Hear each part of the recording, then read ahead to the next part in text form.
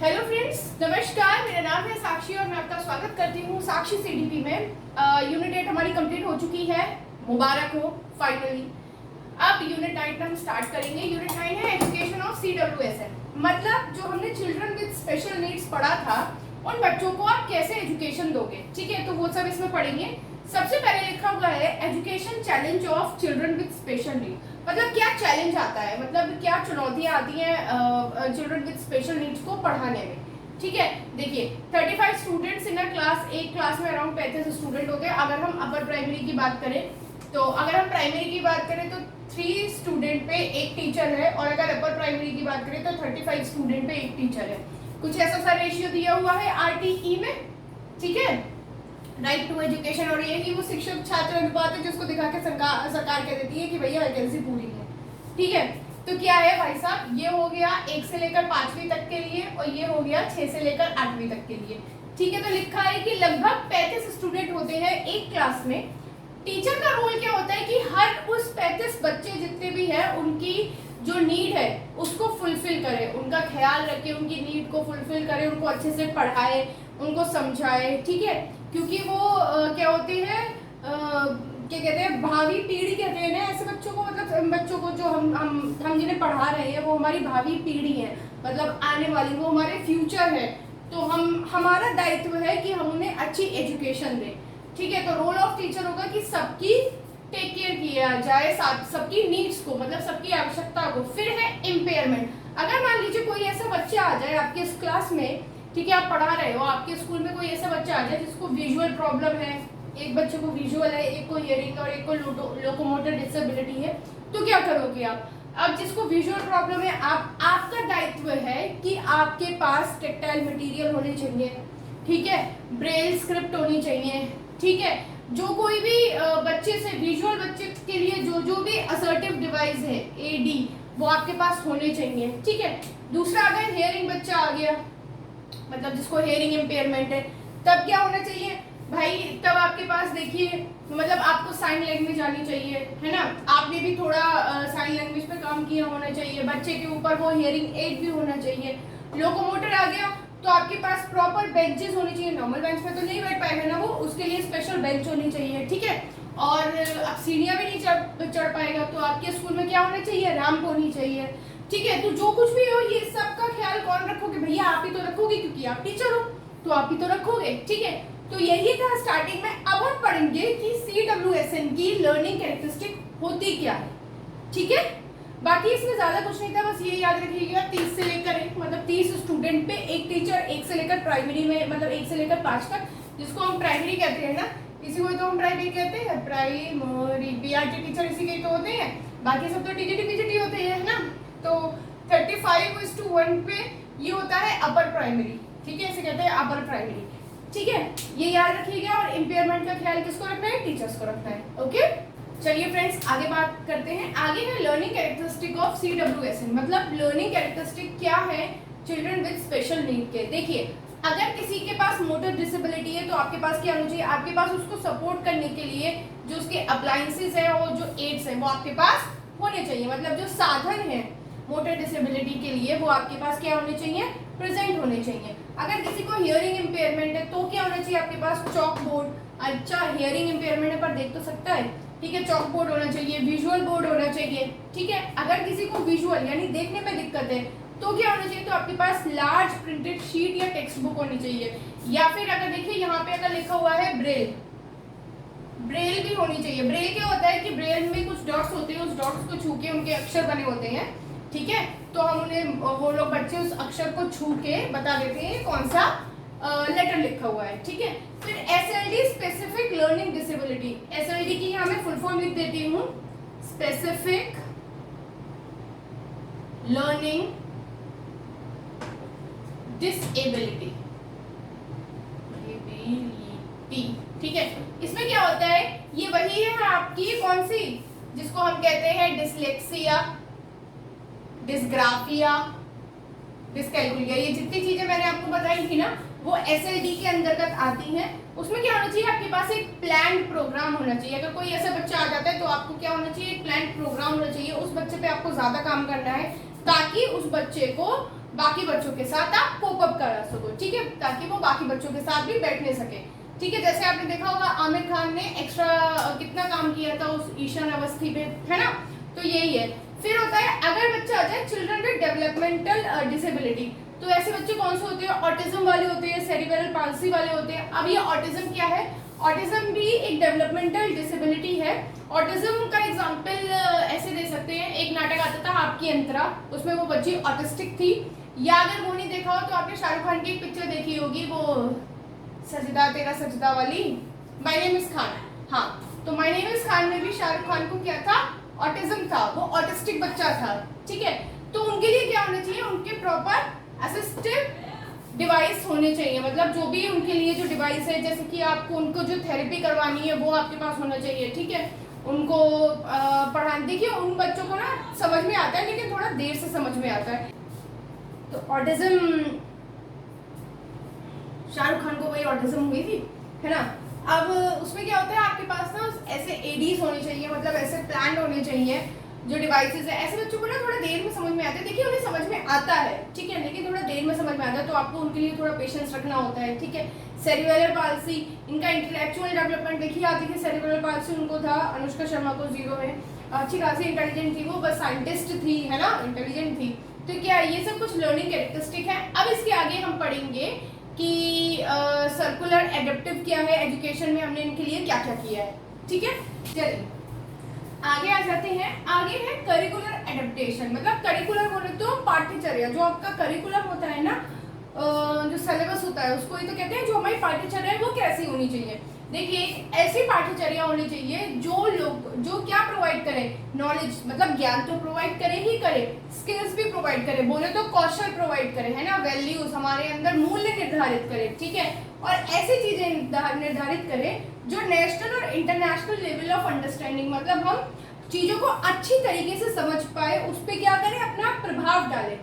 एक अच्छा करिकुलर क्या होता है, एक की होता है, यानी एक कुंजी होता है, एक चाबी होता है। किसकी चाबी होता है कि आप क्वालिटी ऑफ एजुकेशन, मतलब अच्छी क्वालिटी की एजुकेशन को क्या कर सको, आप ग्रहण कर सको, ठीक है। अच्छा, ये करिकुलर का काम सिर्फ इसका नहीं है कि एजुकेशन डिपार्टमेंट ही करेगी, टीचर्स करे, और कुछ एक कमेटी बैठती है ना, जो लोग जैसे अभी ये नेशनल एजुकेशन पॉलिसी, मतलब न्यू एजुकेशन पॉलिसी बनी थी ना ये 2020 वाली, तो कस्तूरी रंजन समिति ने जिन्होंने बनाई थी, तो क्या सिर्फ उन्हीं का ही कंसर्न था, मतलब वही है इसके लिए रिस्पॉन्सिबल? नहीं, कंसर्न सबका होना चाहिए। मतलब देखिए आपने ये भी देखा होगा कि जब वो पॉलिसी इंप्लीमेंट होने वाली थी, मतलब जब वो बनके तैयार हुई थी, उसका ड्राफ्ट आया था, तो फिर उस पॉलिसीज के बारे में लोगों से फीडबैक भी लिए गए थे। तो सबके लिए क्या होना चाहिए, उसका कंसर्न होना चाहिए।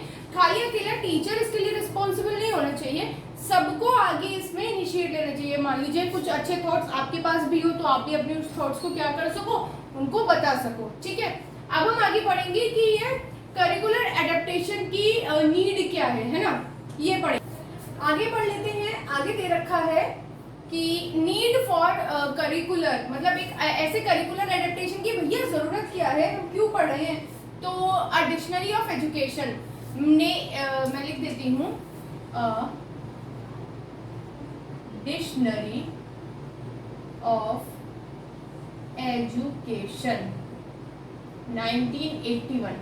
आप पीडीएफ पे देखोगे इन्होंने ना एक परिभाषा दी है, एक डेफिनेशन दी है जो इसके नीड को, मतलब क्यों जरूरी है, उसको फुलफिल करती है। अब एग्जैक्ट वर्ड टू वर्ड मुझे याद नहीं है, बट हाँ उसमें ये लिखा है, उसके की पॉइंट्स लिख रखे हैं मैंने, कि क्या है कि एक ऐसा लर्नर ग्रुप होता है, ठीक है, एक लर्नर ग्रुप है जिसके कुछ एम्स है, कुछ ऑब्जेक्टिव है, जिसको उसे पूरा करना है। और वो करिकुलम डेवलपर कौन होते हैं, जो पाठ्यचर्या को बनाएंगे, ठीक है।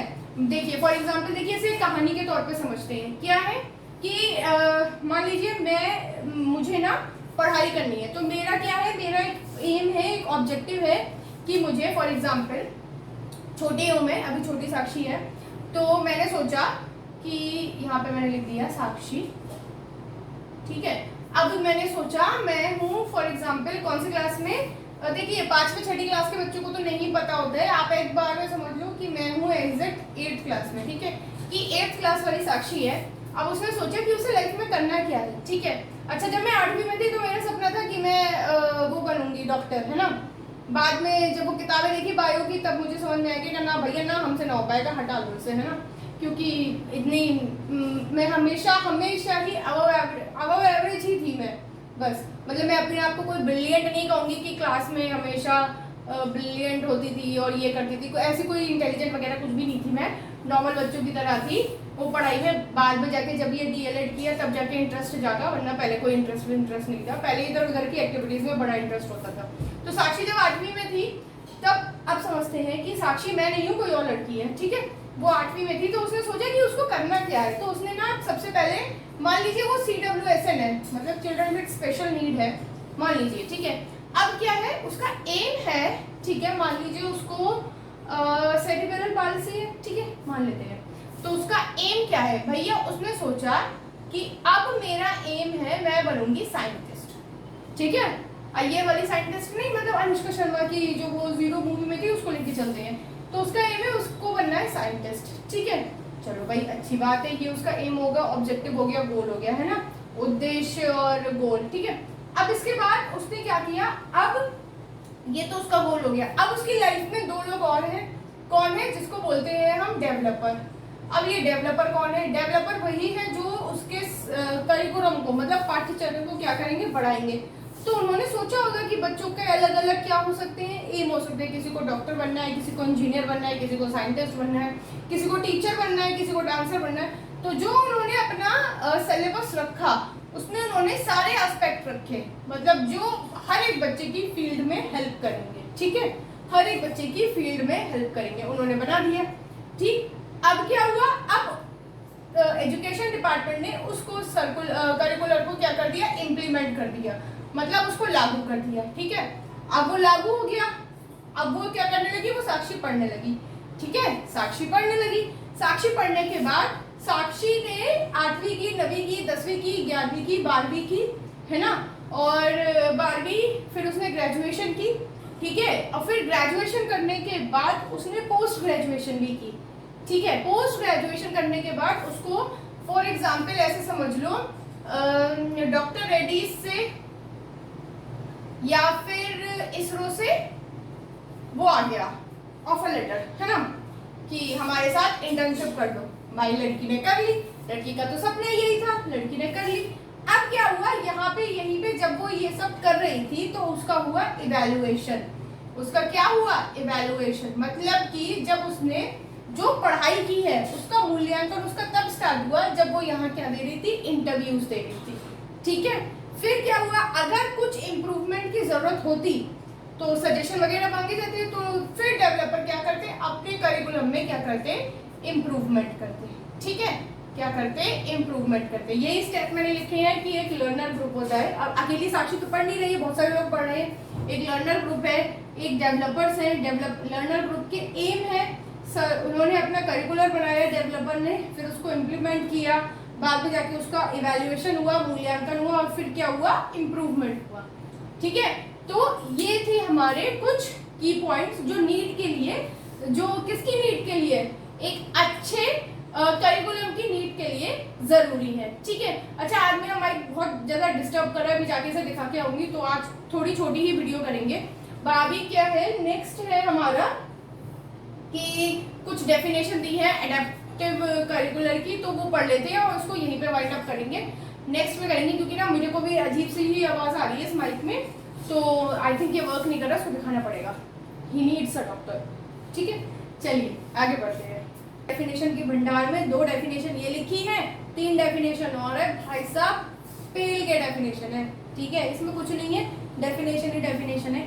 चलिए, अब बताया था कि अब आपने मान लीजिए कि आपने करिकुलम बना लिया, ठीक है, आपने पाठ्यचर्या बना ली, पाठ्यचर्या में आप रखोगे क्या, कंटेंट क्या रखोगे, कुछ भी तो पढ़ा नहीं सकते, है ना। एक वो मूवी थी ना फालतू, फकीर चंद्र एंड लकीर चंद्र ट्रस्ट यूनिवर्सिटी, उसमें क्या था, उन्होंने एक यूनिवर्सिटी बना दी थी फालतू नाम की, और क्या किया था कि उसमें जिसका जो मन है वो सीख रहा है ना, जिसको डांस सीखना है तो रेमो सर डांस सिखा रहे हैं, जो भी है, तो ऐसा तो है नहीं। अब हमें कंटेंट तो पढ़ाना पड़ेगा, कुछ भी पढ़ा नहीं सकते, पढ़ाओगे तो कुछ, मतलब ऐसा तो है नहीं कि चलिए आज हम आपको सिखाते हैं कि डोसा कैसे बनाते हैं, ये थोड़ी पढ़ाना है ना, पढ़ाना क्या है, बच्चे की नीड के अकॉर्डिंग, हमारी जो अभी की एजुकेशन है जो हमें चाहिए उसके अकॉर्डिंग ही तो पढ़ाना है ना। आपने देखा होगा हम लोग ने 10th में पढ़ा था साइन थीटा कॉस थीटा है, वो थीटा अभी मुझे तो नहीं लग रहा कहीं यूज हो रहा है ना।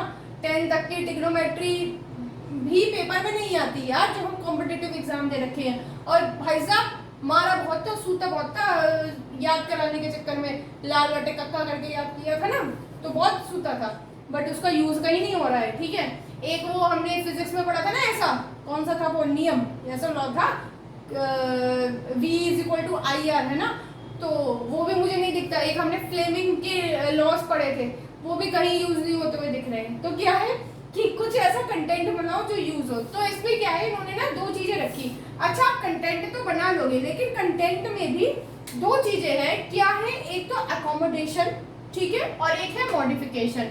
ठीक है, अच्छा इस एकोमोडेशन को और एसिमिलेशन को मिक्स मत करना, ये दूसरे तरीके से है। वो एसिमिलेशन और एकोमोडेशन दूसरे तरीके से था, ठीक है, ये दूसरे तरीके से है। ठीक है, इसको आप याद रखोगे, ये कंटेंट का अडेप्टेशन का है, एकोमोडेशन और मॉडिफिकेशन। मॉडिफिकेशन का मतलब होता है उसको मॉडिफाई करना, उसको ठीक करना। उसमें इसमें था मॉडिफिकेशन, मैंने आपको बताया था ना मॉड। एसिमिलेशन में मैंने आपको बताया था किसी चीज को ऐड करना है ना, और मॉडिफिकेशन को ये। अब यहाँ पे दोनों चीजें अलग अलग हो गई, इसलिए ध्यान से समझना। एकोमोडेशन का मतलब है कि it refers to the change in input and output process of teaching and learning. क्या है कि फॉर एग्जांपल आपको, चलिए बच्चों को क्या पढ़ाना है, नाउन पढ़ाना है, ठीक है, ऐसे समझते हैं बच्चों को नाउन पढ़ाना है। तो क्या होगा, अब पहले इसकी परिभाषा देख लेते हैं। No change in task content. अब जो आपको नाउन पढ़ाना है तो आपको नाउन ही पढ़ाना है, आप उसमें कोई चेंज नहीं कर सकते हो। ठीक है, आपका मन नहीं है या आपको नहीं आता नाउन पढ़ाना तो आप उसे छोड़ नहीं सकते, भाई साहब आपको पढ़ाना है। ठीक है, या फिर उसको अब आप क्या कर सकते हो, अल्टरनेट मेथड ले सकते हो, दूसरा मेथड ले सकते हो। फॉर एग्जाम्पल जैसे कि इसमें क्या है, इसमें आपको पढ़ाना वही है जो आपको कंटेंट दिया गया है, जो आपको कंटेंट दिया गया है, आप उससे छेड़छाड़ नहीं कर सकते हो, आपको पढ़ाना है। अगर नाउन पढ़ाना है तो नाउन ही पढ़ाना है। अब आपने क्या है, ऐसे पढ़ाया बच्चों को। चलिए बच्चों किताब निकालते हैं, पढ़ते हैं। लिखिए, noun is the name of a person, place और अ थिंग। ठीक है, संज्ञा क्या है, किसी भी व्यक्ति के नाम, वस्तु या किसी भी व्यक्ति, स्थान या वस्तु के नाम को संज्ञा कहते हैं। लिखवा दिया आपने, है ना, डेफिनेशन तो हो ही गई, एग्जाम्पल भी लिखवा दिए, टाइप्स बता दिए, है ना, common noun, proper noun, Hindi में बोले तो जातिवाचक संख्या, भाववाचक संख्या, है ना, ये सब आपने बता दिया। अब बच्चों को समझ में आया, नहीं आया। अब आप चेंज तो करोगे नहीं, क्योंकि आप अकोमोडेशन में हो, तो इस समय आप चेंज नहीं करोगे। अब आपने अल्टरनेट मेथड निकाला, अब आपने क्या कहा, नहीं आया बच्चों को समझ में, घंटा फर्क पड़ा, बच्चों को समझ में नहीं आया। अब आपको क्या है कि आपको तो समझाना है। अब आपने दूसरा तरीका ढूंढा, क्या, किताबें बंद कर दो बच्चों ने किताबें बंद कर दी। ठीक है, एक काम करो, पूरे रूम को देखो। बच्चे मजे आ गए, बच्चे ने पहले सोचा किताबें बंद हो गई मतलब टीचर गेम खिलाएगी, ये बल्ले बल्ले। उन्होंने आपने कहा कि पूरे रूम को देखो, बच्चे रूम को देख रहे हैं। आपको क्या क्या दिख रहा है, मैम मुझे सबसे पहले दिख रहा है बोर्ड। ठीक है, बोर्ड। और क्या दिख रहा है, मैम फैन भी दिख रहा है। ठीक है, फैन भी दिख रहा है। और क्या दिख रहा है, मैम चार्ट पेपर दिख रहे हैं। ओके, मैम डस्टर दिख रहा है। मैडम आप भी तो दिख रही हैं। हाँ मैं भी दिख रही हूँ। ठीक है, मैम चेयर्स दिख रही है। ओके, मैम कबर्ड दिख रही है, बहुत बढ़िया। मैम पेंसिल दिख रही है, हाँ ठीक है। बॉक्स दिख रहा है, टिफिन दिख रहा है। फिर हमने क्या बताया कि ये जितनी भी चीजों के नाम है उसको हम क्या कह रहे हैं, नाउन। ठीक है, तो हमने दूसरे तरीके से अपनाया। अब इसको इसमें देखते हैं, इसमें क्या है, इसमें जो आपको कंटेंट दिया है आपको उसको चेंज नहीं करना है। आप अल्टरनेटिव तरीके निकाल सकते हो, जैसे कि अगर बच्चों को वैसे समझ में नहीं आ रहा तो आप ब्रेल का इस्तेमाल कर लो, है ना। अगर आप सब बच्चों को पढ़ा रहे हो, फॉर एग्जाम्पल सब बच्चों को नाउन पढ़ा रहे हो, तो आपके यहाँ विजुअली इम्पेयरमेंट वाले बच्चे हैं, आप उनको समझा रहे हो। अब लेकिन उनको समझ में तो आ गया, लेकिन अब आप उन्हें लिखवाओगे कैसे कि नाउन कैसे लिखना है, तो आप ब्रेल का इस्तेमाल करो, है ना। हेयरिंग वाले बच्चे हैं तो उनके लिए आप विजुअल बोर्ड का इस्तेमाल करो। समझ रहे हो, आपको पढ़ाना वही है, कंटेंट से कोई छेड़छाड़ नहीं करनी है, ना इवैल्यूएशन से छेड़छाड़ करनी है, आपको अपने मेथड में चेंज लाना है। लिखा है change in input and output process of teaching. दूसरा देखो, दूसरा होता है मॉडिफिकेशन। अब इसमें क्या है, इसमें आप कंटेंट में चेंज ला सकते हो। ठीक है, मॉडिफिकेशन में अपने हिसाब से कंटेंट में चेंज ला सकते हो, या फिर आप उसका सब्स्टिट्यूट ढूंढ सकते हो। सब्स्टिट्यूट क्या होता है, मान लीजिए जैसे सब्स्टिट्यूट का सबसे अच्छा एग्जांपल है, कोई एक दवा है कोई भी एक दवा ले लीजिए, कॉम्बीफ्लेम ले लीजिए, ठीक है। कॉम्बीफ्लेम एक दवा है, पहुंच के भैया आप मेडिकल स्टोर पे, आपने बोला कि एक कॉम्बीफ्लेम देना, उन्होंने कहा भैया कॉम्बीफ्लेम आनी बंद हो गई। आपने कहा अरे बंद हो गई, अरे बाप रे ये तो बहुत गड़बड़ हो गया। फिर आपने कहा अच्छा उसका कोई सब्स्टिट्यूट दे दो। मतलब जो कॉम्बीफ्लेम में ड्रग्स हैं, जो कॉम्बीफ्लेम में जो ड्रग है, मतलब जो दवा है, ड्रग का कॉम्पोजिशन है, आपने देखा होगा कि दवाइयों के कॉम्पोजिशन लिखे होते हैं, जैसे कि कॉम्बीफ्लेम में लिखा भी होगा पैरासीटामोल प्लस कुछ और भी कोई जो एंटीबायोटिक होगी वो लिखी होगी, ठीक है।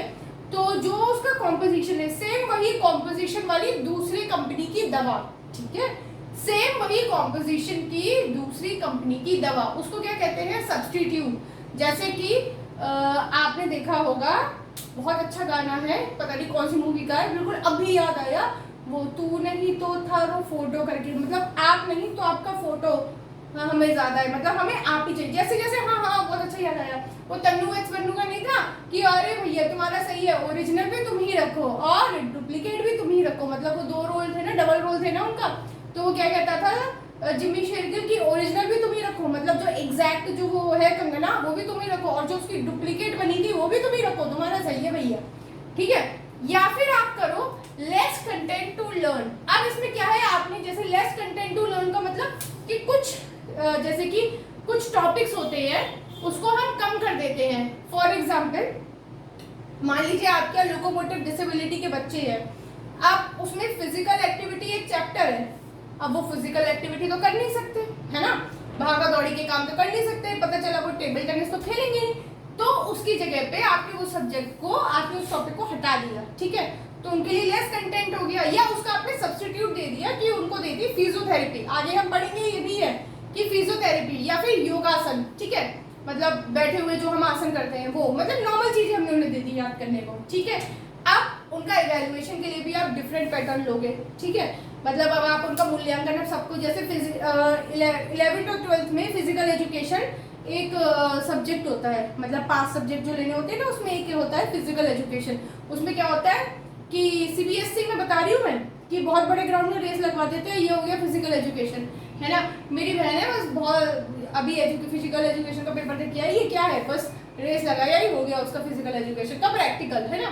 कितने नंबर का, 100 नंबर का पेपर है, और रेस लगाने में नंबर मिल जाएंगे, थोड़ा बहुत क्या कहते हैं लिखने का पेपर आता है तो बेचारी याद कर लेती है। तो ये बता रही हूँ कि मतलब उनका अब उनका इवैल्यूएशन, अब वो लोग भागे तो है नहीं, तो उनका इवैल्यूएशन दूसरे पैटर्न से होगा, ठीक है।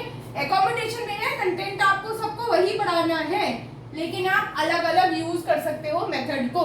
यहाँ पे आप कंटेंट से छेड़छाड़ कर सकते हो, डेट इज अलाउ, सब्स्टिट्यूट ढूंढ सकते हो उसका, या उसको चेंज कर सकते हो, कुछ कम टॉपिक दे सकते हो, ठीक है। अभी हम आगे भी पढ़ेंगे इसमें 3 डेफिनेशन और है, कौन सी है, एक मिनट, ऑमनिशंस और सब्स्टिट्यूशन ये सब है, ठीक है, मैं बताती हूँ, ठीक है। आगे देखते हैं, यहाँ है देखिए, उस समय हमने पढ़ा था कंटेंट एडेप्टेशन, कंटेंट एडेप्टेशन में हमारा क्या था, एकोमोडेशन और मॉडिफिकेशन। अब है करिकुलर एडेप्टेशन, जो हमारी पाठ्यचर्या है उसमें क्या होगा, उसमें 3 चीजें हैं, ओमिशन, सब्स्टिट्यूशन और एक्सपेंशन, ये पढ़ते हैं और इस क्लास को करेंगे वाइंड अप। अच्छा, ओमिशन क्या है, इसमें क्या है, आपने कोई सर्टेन कंटेंट एरिया को हटा दिया, ठीक है, कोई भी मान लीजिए कंटेंट में से चीजें आपने हटा दी। फॉर एग्जाम्पल बोर्ड्स में जो डिसेबल बच्चे हैं उनको क्या करते हैं, कोई चीज क्या करते हैं उनके लिए हटा देते हैं, जैसे जो जो टॉपिक उनके लिए यूजफुल नहीं है वो हटा देते हैं। ध्यान से समझते हैं कैसे, जैसे हमारे यहाँ ना 3 लैंग्वेज फॉर्मूला है, हमने जॉन डुई ने 3 लैंग्वेज फॉर्मूला दिया था, वही हम कर रहे हैं। पहली होती है मीडियम ऑफ इंस्ट्रक्शन, पहली लैंग्वेज जिसमें हम पढ़ा रहे हैं, ठीक है, मातृभाषा कहते हैं ना उसे, छोटे बच्चों के लिए। दूसरी होती है सेकंड लैंग्वेज, जो हम कोई सेकंड लैंग्वेज पढ़ती है, जैसे इंग्लिश पढ़ रहे हैं।